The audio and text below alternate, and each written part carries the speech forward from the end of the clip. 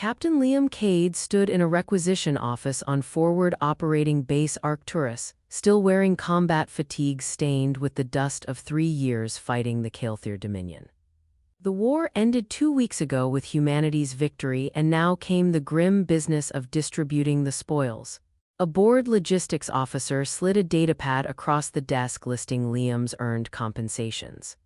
Land grants, combat bonuses, and at the bottom of the list something that made his stomach turn. 1 Kael'thir female, indentured servant status, assignment pending approval.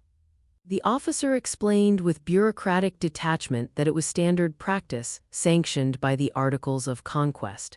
The Kael'thir Dominion kept human prisoners as slaves during the war, and now that humanity won, turnabout was considered fair play. High-performing soldiers were being compensated with Kael'thir prisoners who'd been processed, classified as noncombatants, and assigned as indentured servants for 15-year terms. Liam asked what happened if he refused. The officer shrugged. She'd just be assigned to someone else or sent to a labor camp until her indenture expired. Either way, her fate was sealed. Liam signed the datapad with sick resignation, telling himself he could at least ensure she wasn't mistreated. 3 days later she arrived. Her name was Sareth, brought to his temporary quarters in restraints, escorted by 2 MPs who handed over her documentation like she was equipment being transferred. She was thin, her skin had lost its healthy opalescence, and her long ears were pinned flat against her head in a position Liam had learned indicated fear or submission. The MPs left, and Liam found himself alone with a woman who looked at him with a mixture of terror and resignation, clearly expecting the worst. The first thing Liam did was remove her restraints.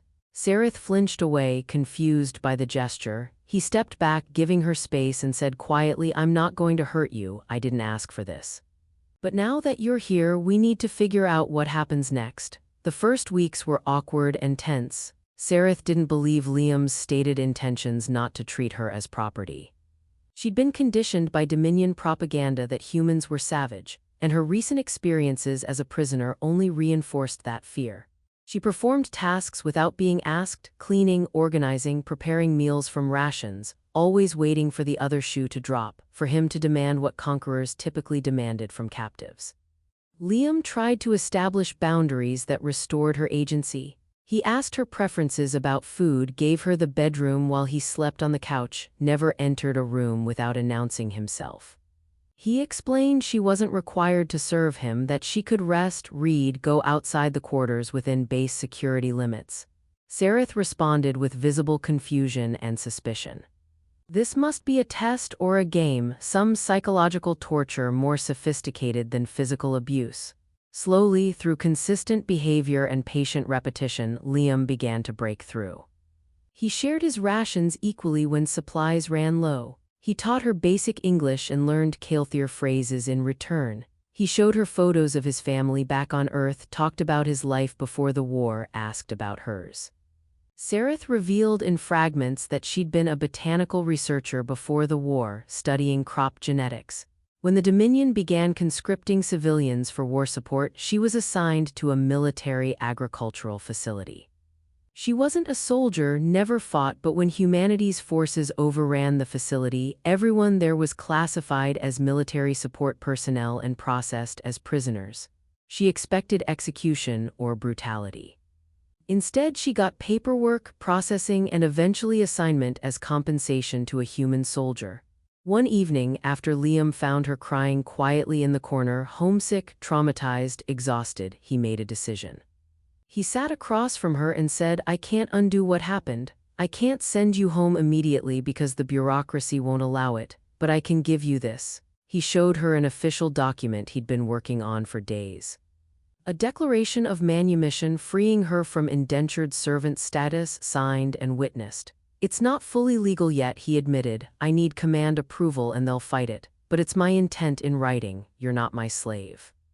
You're not my property, you're a person and you deserve to be treated like one." When Liam submitted the manumission declaration to his command, it triggered exactly the bureaucratic nightmare he expected.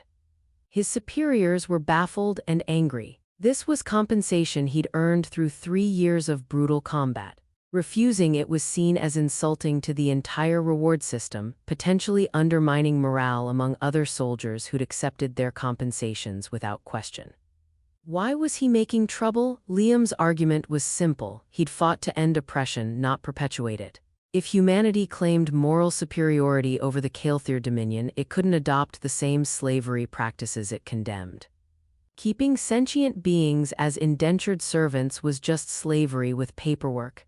His superiors countered that the war was brutal, humans suffered terribly, and some measure of recompense was justified. The debate escalated up the chain of command, and soon Liam found himself subject to military ethics reviews and media attention. Meanwhile, Sareth watched all of this unfold with growing astonishment. This human soldier was sacrificing his career and reputation to free her, someone he didn't even know existed a month ago. Everything the Dominion taught her about human savagery and self-interest was contradicted by his actions. She began actively supporting his case, writing testimony about her treatment and perspective on the indenture system. Her testimony was devastating in its honesty. She described the terror of being processed like equipment, the dehumanization of being assigned as property, the psychological torture of waiting for abuse that could come at any moment. But she also described Liam's treatment, his consistent respect, his efforts to restore her agency, his decision to sacrifice his earned compensation because he believed it was right. The case became a flashpoint in post-war political landscape. Some argued Liam represented humanity's true values: compassion, justice, respect for sentient rights. Others argued he was naive and insulting to soldiers who'd suffered during the war. The debate raged for months. Eventually, military command reached a compromise. They'd approve Liam's manumission declaration, officially freeing Sareth, but they'd discharge him from service for conduct unbecoming related to his public criticism of military policy. Liam accepted the terms without hesitation. On the day Sareth's freedom was officially recognized, she stood beside Liam as he signed his discharge papers, ending his military career.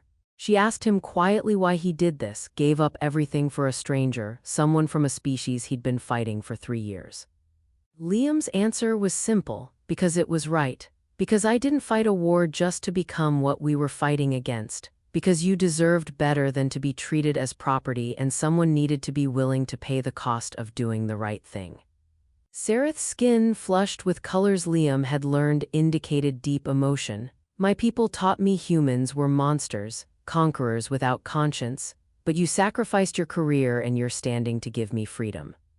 You challenged your entire command structure because you believed I deserved dignity. She paused, choosing words carefully. If one human can do this, can care this much about justice even when it costs everything, then perhaps everything I was taught was wrong. After Liam's discharge and Sareth's official manumission, they faced an uncertain future. Liam had limited prospects. His public criticism of military policy made him controversial, and many veteran organizations wanted nothing to do with him. Sareth had nowhere to go. She couldn't return to Kael'thir space, where she'd likely face accusations of collaboration, and she had no resources or support network in human territory.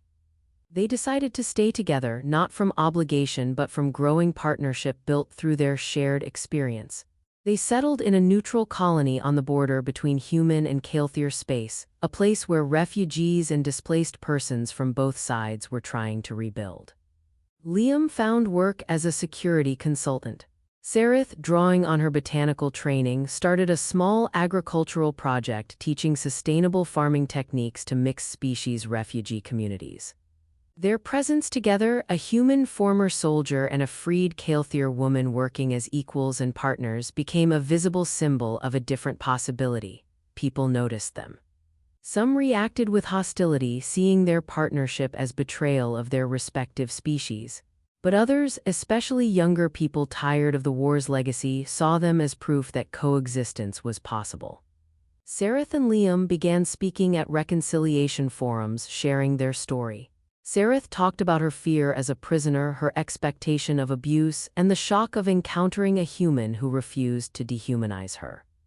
Liam talked about the moral injury of war, the importance of maintaining your humanity even when the system encouraged you to abandon it, and the realization that true strength meant protecting the vulnerable even when you had the power to exploit them.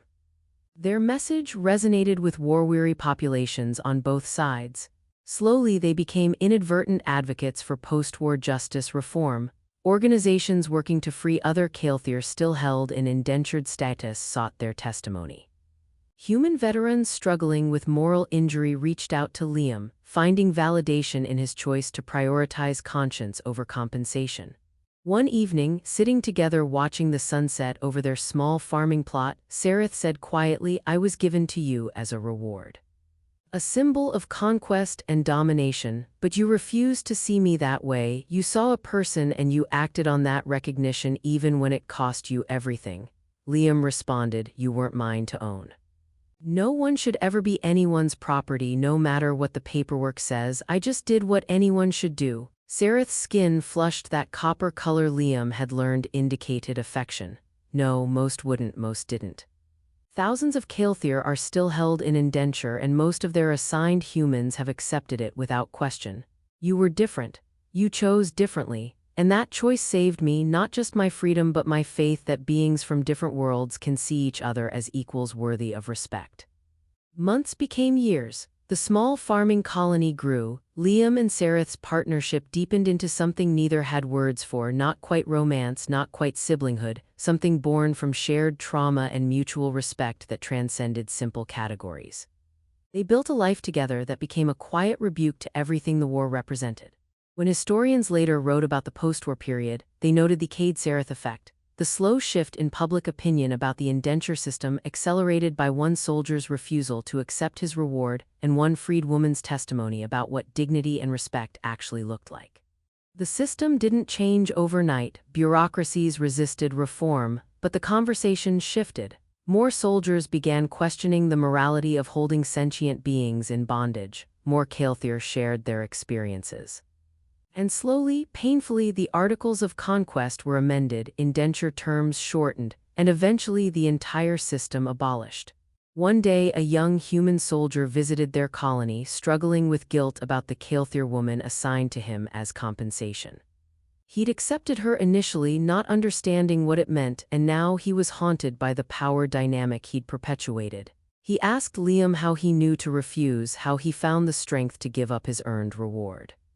Liam's answer was honest. "I didn't know, I just knew that looking at her, terrified and restrained, treated as property, I knew I couldn't live with myself if I went along with it. Sometimes